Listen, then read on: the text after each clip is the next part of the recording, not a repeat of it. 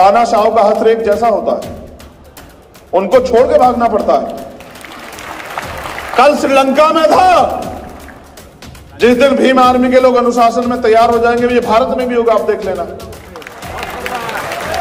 उस दिन ये दिल्ली भी नीली होगी और दिल्ली की गद्दी पे भी पंचशील और नीला झंडा फहराया जाएगा, मेरा वादा आपको। नमस्कार, द जनता लाइव देख रहे हैं आप और मैं हूं आपके साथ पूजा। इस वक्त हम मौजूद हैं दिल्ली के तालकटोरा स्टेडियम में और ये स्टेडियम जो खचाखच इस वक्त भरा है, इसकी वजह है कि आज यहाँ भीम आर्मी का 7वां स्थापना दिवस और पहला राष्ट्रीय अधिवेशन मनाया जा रहा है। ये वही भीम आर्मी है जिसने 21 जुलाई 2015 को अपनी नींव रखी थी और महज 7 सालों में जो चिंगारी सहारनपुर से 2017 में जिस आंदोलन के साथ देश भर में जिसकी आवाज़ गूंजी, आज इस तालकटोरा स्टेडियम में खचाखच भरी हुई ये भीड़ साबित कर रही है कि कितनी तेजी से और कितनी तेज गति से भीम आर्मी और आज़ाद समाज पार्टी ने अपना जो फासला है वो तय किया है। चाहे वो दिल्ली हो, चाहे उत्तर प्रदेश हो, तमाम चुनावों से लेकर तमाम मुद्दों तक आज़ाद समाज पार्टी और भीम आर्मी ने ये साबित किया है कि जहां भी दलितों, शोषितों और वंचितों के साथ अन्याय होगा, वहां वो जमकर खड़ी रही। चाहे वो विद्यार्थी हो, चाहे कोई रेप केस, हर ऐसे मुद्दे पर आज़ाद समाज पार्टी और भीम आर्मी एकजुट होकर खड़ी मिली। और यही कारण है कि 2021 में टाइम्स मैगजीन ने 100 सबसे ज्यादा प्रसिद्ध नेताओं की और अग्रसर चेहरों में आज़ाद समाज पार्टी के राष्ट्रीय अध्यक्ष और भीम आर्मी चीफ चंद्रशेखर आजाद रावण के नाम को भी शुमार किया था। ये चंद्रशेखर आजाद रावण के बढ़ते कद का अपने आप में एक बड़ा सबूत है। ये सबूत है कि महज 7 सालों में एक पार्टी जो एक गांव से निकलती है, एक भीम आर्मी जो आर्मी के तौर पर निकलती है, जिसमें नौजवान बच्चे अपनी मर्जी से शामिल होते हैं, विरोध करते हैं जातिवाद का, शोषितों वंचितों को दबाए जाने का, उनके अधिकारों और हकों को उनसे छीनने का। और महज 7 सालों में ये फासला तय करना अपने आप में बेहद बड़ी बात है। आज मेरे पीछे जितनी भी भीड़ आप देख रहे हैं, जो भीड़ है, ये भीड़ अपने आप में ये साबित कर रही है कि कितने कम समय में कितना बड़ा फासला तय किया है आज़ाद समाज पार्टी और भीम आर्मी। ये अपने आप में बेहद सराहनीय है। और यहाँ मंच पर इस वक्त आज़ाद समाज पार्टी के राष्ट्रीय अध्यक्ष चंद्रशेखर आजाद रावण और भीम आर्मी चीफ के नाम से जिन्हें जाना जाता है, चंद्रशेखर आजाद भी हैं। इसके अलावा विनय रतन सिंह हैं, जिन्होंने भीम आर्मी की स्थापना की थी चंद्रशेखर आजाद के साथ मिलकर। ये वो चेहरे हैं जो आपको अक्सर दिखाई देते हैं जब भी कहीं अन्याय किसी भी समाज के खिलाफ होता है। अभी दिल्ली में चाहे जंतर मंतर पर स्टूडेंट्स के खिलाफ आंदोलन हो, उसमें भी भीम आर्मी ने ये साबित किया है कि जहां भी किसी की आवाज को दबाया जाएगा वो वहां खड़े होंगे, उसका पुरजोर विरोध करेंगे। यही एक कारण था कि उत्तर प्रदेश के चुनाव में भी कहीं ना कहीं एक कांटे की टक्कर देती नजर आ रही थी भीम आर्मी। वो अलग बात है कि जीत से कोसों दूर रहे, लेकिन चुनावों में अपना नाम दर्ज कराने में आज़ाद समाज पार्टी कहीं पीछे नहीं रही। आज 7वां अधिवेशन है भीम आर्मी का और इसको एक बड़े स्तर पर मनाया जा रहा है। ये पहला राष्ट्रीय अधिवेशन है, लेकिन ये इस बात का भी उद्घोष है कि ये पहला राष्ट्रीय अधिवेशन इस तौर पर मनाया जा रहा है तो आने वाले 7 सालों में भीम आर्मी कहाँ होगी और आज़ाद समाज पार्टी राजनीति में कितना बड़ा परिवर्तन ला सकती है, ये इसकी महज पहली झलक। राष्ट्रपिता ज्योतिबा फुले 1890 में चले गए और 91 में पैदा हुए बाबा साहब अंबेडकर। उन्होंने उनको देखा भी नहीं लेकिन गुरु माना। उसका एक कारण मात्र एक था कि वो अपने लिए नहीं जिए। हम लोग जो अब सिखाने का काम करते तो सबसे पहली लाइन ये सिखाते हैं कि एहसान फरामोश व्यक्ति समाज और देश पे कलंक होता है। जब हम लोग काम करते हैं तो हम एक दूसरे के लिए नहीं, जो कर्ज हमारे ऊपर है उसके लिए काम करते हैं। आज अगर ये अवसर मिला है, ये सम्मान का जीवन मिला है, ये जैकेट, ये जूते चप्पल, ये मंच और ये माइक मिला है, तो ये हमारे महापुरुषों के संघर्ष की देन है। काशीराम साहब कहते थे कि भारतीय संविधान हमारे महापुरुषों के संघर्ष का निचोड़।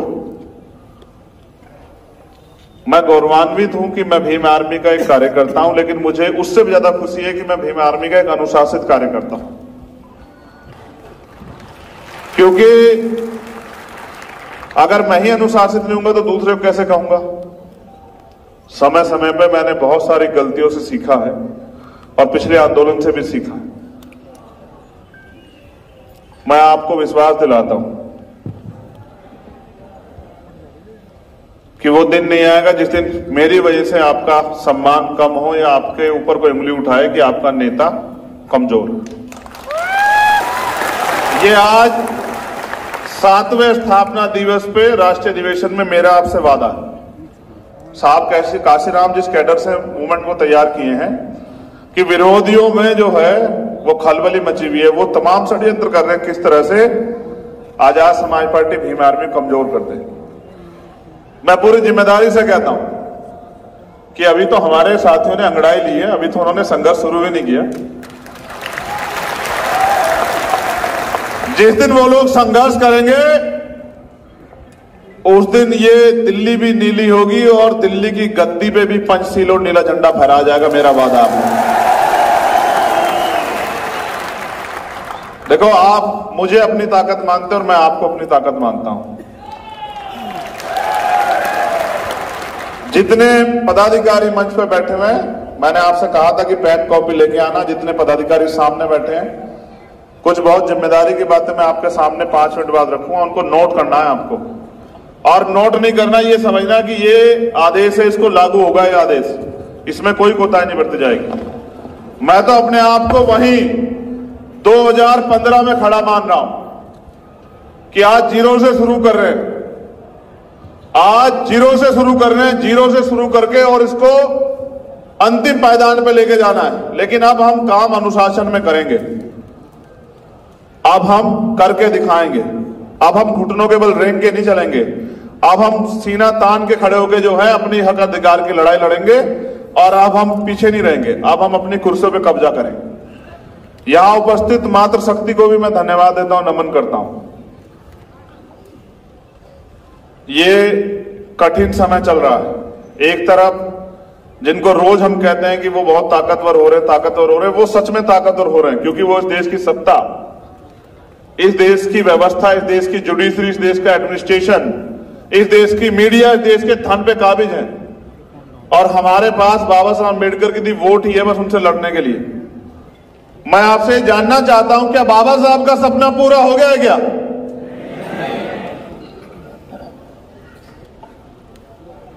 तो बाबा साहब का सपना पूरा करने के लिए आप लोग क्या कर रहे हैं?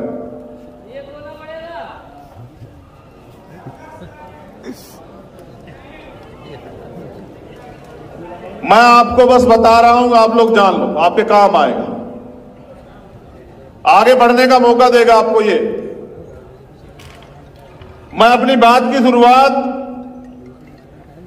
बाबा साहब अम्बेडकर के एक संदेश से करना चाहता हूं, और वो संदेश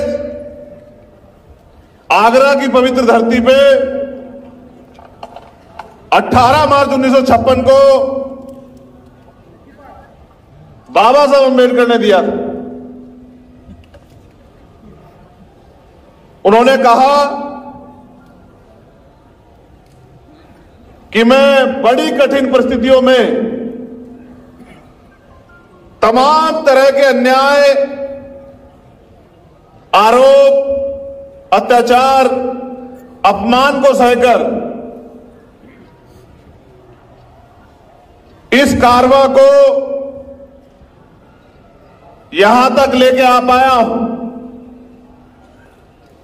अगर आप इसको आगे नहीं बढ़ा सकते तो इसको पीछे मत जाने देना। उन्होंने यह भी कहा कि मुझे मेरे पढ़े लिखे लोगों ने धोखा दिया। उन्होंने उसके बाद जो कहा वो बहुत महत्वपूर्ण है, और उन्होंने कहा कि अब मैं बूढ़ा हो चला हूं, परेशान रहता हूं, मुझे नींद नहीं आती। मैं अपने जब चारों ओर देखता हूं तो मुझे एक भी नौजवान नहीं दिखाई देता जो इस तंबू का बंबू बनके इस आंदोलन को आगे ले जा सके। ये बात बाबा साहब अम्बेडकर 56 में कह रहे हैं। कब कह रहे हैं? 56 में। और किनके बीच में कह रहे हैं।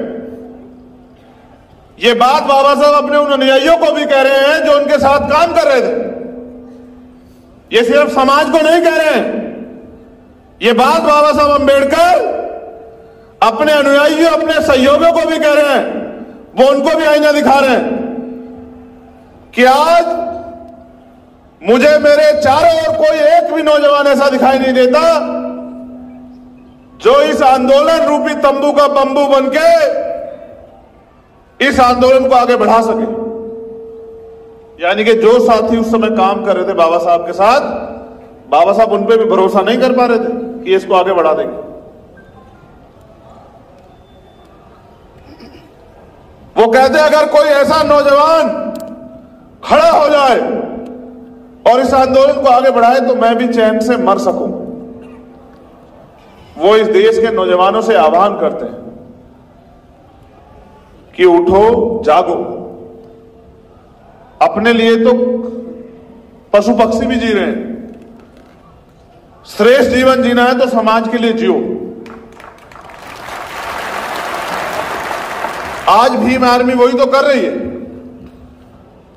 आज अगर पूरे देश में के अन्याय होता है तो पुलिस से पहले किसको आम आदमी याद करता है बताओ? भीम आर्मी को। और जिसकी पुलिस से भी उम्मीदें खत्म हो जाए वो किससे उम्मीद करता है? जिसकी सरकार से भी उम्मीद खत्म हो जाए वो किसके संघर्ष से उम्मीद करता है? और ये मेरी ताकत नहीं है, ये इस मंच की ताकत नहीं है, ये ताकत है उस कोने में और वहां सामने बैठे हर एक कार्यकर्ता की, जो न दिन देखता है, न रात देखता है, न सुबह देखता है, न शाम देखता है, न धूप देखता है, न बारिश देखता है, न भूख देखता है, न प्यास देखता है। बस उसको एक आदेश या एक जानकारी मिली होती है कि मेरे समाज पे, इस बहुजन समाज पे कहीं अत्याचार हुआ है, फिर उसको रोकने वाली ताकत जो है वो फिर सरकार के पास नहीं है। इसी क्रम में यहां सीएचए के भाई बहन भी आए हुए हैं मेरी जानकारी में। जो लोग राजस्थान सीएचए के जो भाई बहन हैं वो मेरे सामने वो भी आए हुए हैं और उन्होंने मुझसे कहा था कि भाई सरकार हमारी बात नहीं मान रही है, आपको हमारा साथ देना होगा। मैंने उनसे वादा किया था कि हमारा अधिवेशन खत्म हो जाने दो, इस राजस्थान सरकार की भी अकल ठीक करने का काम भीम आर्मी के लोग करेंगे।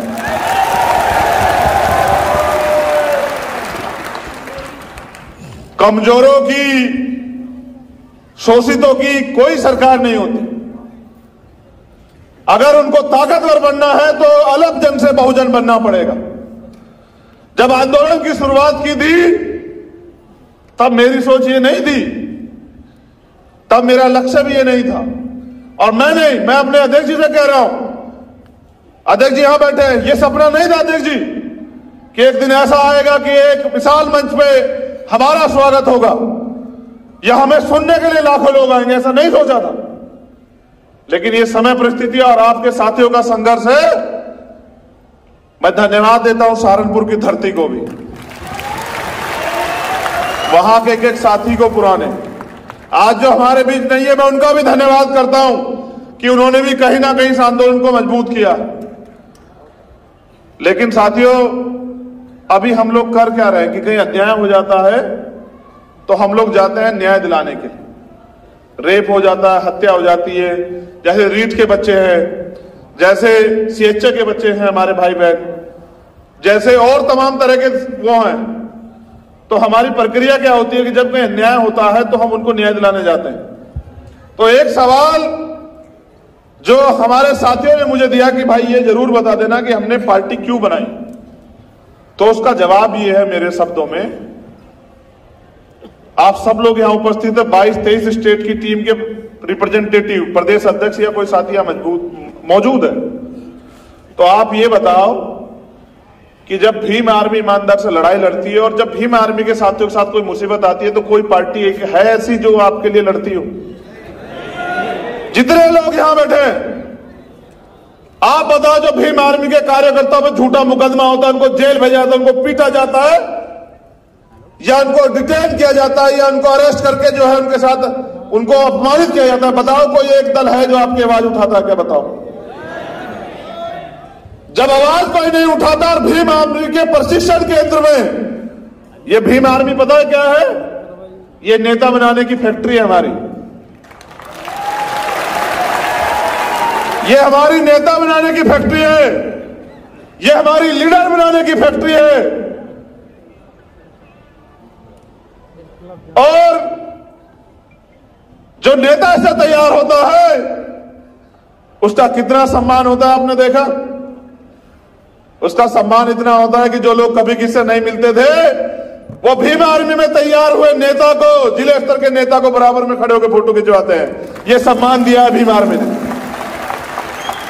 क्या हम नहीं जानते कि भीम आर्मी के लोगों को और इस भीम आर्मी को कमजोर करने के लिए कितने षड्यंत्र हो रहे हैं? लेकिन भीम आर्मी तब तक कमजोर नहीं होगी, भीम आर्मी तब तक जो है टूटेगी नहीं जब तक इसका कार्यकर्ता लड़ना बंद नहीं कर देता। जितने इसका कार्यकर्ता लड़ना बंद कर देगा, नेताओं की क्या हैसियत है? नेता से कार्यकर्ता नहीं होते, कार्यकर्ताओं से नेता होता है, समाज से नेता होता है। मैंने बहुत सोचा और मैंने इस मंच पे हमारे आदरणीय भंते जी भी उपस्थित हैं, हमारे संत भी उपस्थित हैं, लेकिन मैंने ये सुना है कि जिनका राज नहीं होता उनका धर्म नहीं चलता है, जिनका राज होता है उनका ही धर्म आगे बढ़ता है। और ये मैंने सवाल पिछली बार भी छोड़ा था बहुत बड़े मंच पे कि दुनिया में भारत से गया बुद्धिज्म, आज यहां अल्पसंख्यक क्यों? इसका कारण क्या है? तो इसका एकमात्र कारण ये है कि यहां उस विचारधारा को मानने वाले लोगों का राज नहीं। और तानाशाही कोई करे, चाहे वो भारत के प्रधानमंत्री हो या श्रीलंका के प्रधानमंत्री हो, तानाशाहों का हथ एक जैसा होता है, उनको छोड़ के भागना पड़ता है। कल श्रीलंका में था, जिस दिन भीम आर्मी के लोग अनुशासन में तैयार हो जाएंगे, ये भारत में भी होगा, आप देख लेना। जन आंदोलन भारत में इसलिए नहीं खड़ा होता मेरे साथियों क्योंकि अभी हम जातियों में बटे हुए हैं। आज मैं दलितों की तरफ से नहीं बोल रहा हूं, आज मैं अल्पजनों की तरफ से नहीं बोल रहा हूं, और मुझे अल्पजन बनाओ भी मत। मेरी एक ही पहचान है, मैं बहुजन। ये आंदोलन 15 बनाम 85 का है और इस देश में 85 राज करेंगे, इसकी तैयारी भी हमें करनी पड़ेगी, क्योंकि हमने उनको 70 साल से मौका दिया। सारी सरकारें उनकी बनी, स्टेट की हो या सेंटर की, आज भी हमारे लोग आंसू आंसू के लिए मजबूर है, रोटी रोटी के लिए मजबूर है, कपड़े मकान के लिए मजबूर है। और इन्हीं बात पे हमारी वोट ली जाती है कि आपको ना अनाज दे देंगे, आपको चावल दे देंगे, तेल दे देंगे, दाल दे देंगे, हमें वोट दे दो। मैं जब बहुत गहराई से भारतीय राजनीति का अध्ययन करता हूं तो मैं देखता हूं कि इस देश में 50 से 55% लोग वोट करते हैं, यानी कि 45% लोग वोट नहीं करते। हमारी तो आबादी 85% है, तो ये 45% लोग अपने मत का प्रयोग क्यों नहीं करते? क्योंकि वो आज तक वोट के प्रति जागरूक हुए ही नहीं है। उनको लगता है कि एक दिन छुट्टी का और दिन छुट्टी मनानी है, बाद में रोते रहते हैं पूरे 5 साल कि साहब हमारे हिस्से में कुछ आया नहीं। जब तक हम लोग जाति के जंजाल से बाहर निकल के बहुजन नहीं बनेंगे, इस देश के SC, ST, OBC माइनॉरिटी को संगठित नहीं करेंगे, तब तक हम लोग इस देश में रोते ही रहेंगे, चिल्लाते ही रहेंगे, इसके अलावा कोई चारा नहीं। और आपके रोने चिल्लाने से कोई सरकार नहीं पिघलती। इसका उदाहरण यहां CHA के बच्चे बैठे हुए, इसका उदाहरण उत्तर हजार शिक्षक भर्ती के बच्चे बैठे हुए कि वो रोए भी, चिल्लाए भी, पीटे भी, भूखे भी रहे, प्यासे भी रहे, लेकिन सरकार को दया नहीं आई, क्योंकि सरकार का चरित्र एक होता है। ये हमने राजस्थान की सरकार से सीखा। मैं धन्यवाद देता हूं राजस्थान की सरकार का कि उन्होंने हमारे हौसले और बुलंद किए। और मैं अपने राजस्थान के प्रभारी और उनके नेताओं को, जो राजस्थान प्रदेश के भीम आर्मी आजाद समाज पार्टी, कहना चाहता हूं कि अगर अब भी वो दोबारा से वो सरकार सत्ता में आई तो फिर वो अपमान बरकरार रहेगा, जो अपमान उन्होंने जो है इस बार हमें सूद समेत दिया है। उसका भी इंतजाम आप लोगों को करना पड़ेगा। साथियों, जब तक हम लोग कैडराई नहीं थे तब तक हम लोग क्राउड थे,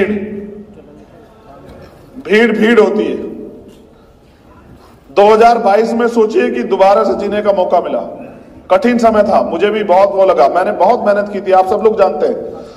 कोई ऐसा आंदोलन, एक आंदोलन ऐसा नहीं जिसमें मैंने कभी आपको निराश किया। व्यक्तिगत रूप से कह रहा हूं, इस मैं में ये पूरी भीम आर्मी है, मैं इनकी तरफ से नेतृत्वकर्ता के तौर पे बोल रहा हूं। कोई एक आंदोलन ऐसा है जिसमें भीम आर्मी के लोगों ने पीठ दिखाई हो? कोई एक ऐसा मामला है जहां भीम आर्मी के लोगों ने जेल या मुकदमे के डर से घर की तरफ रास्ता किया हो?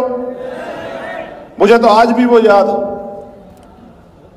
जब 5 मई का हादसा हुआ, फिर 9 मई का जो पूरी घटनाक्रम हुई, फिर उसके बाद 16 महीने एक एक दिन ये सोच के काटा जेल में मैंने और मेरे भाइयों ने, भाई विनय दत्त सिंह जी, कमल भाई, मंजीत भाई और सारे साथी, ये सोच के काटा कि अगर मौका मिलेगा तो ये अन्याय किसी और के साथ ना हो, इसकी तैयारी हम लोग करेंगे।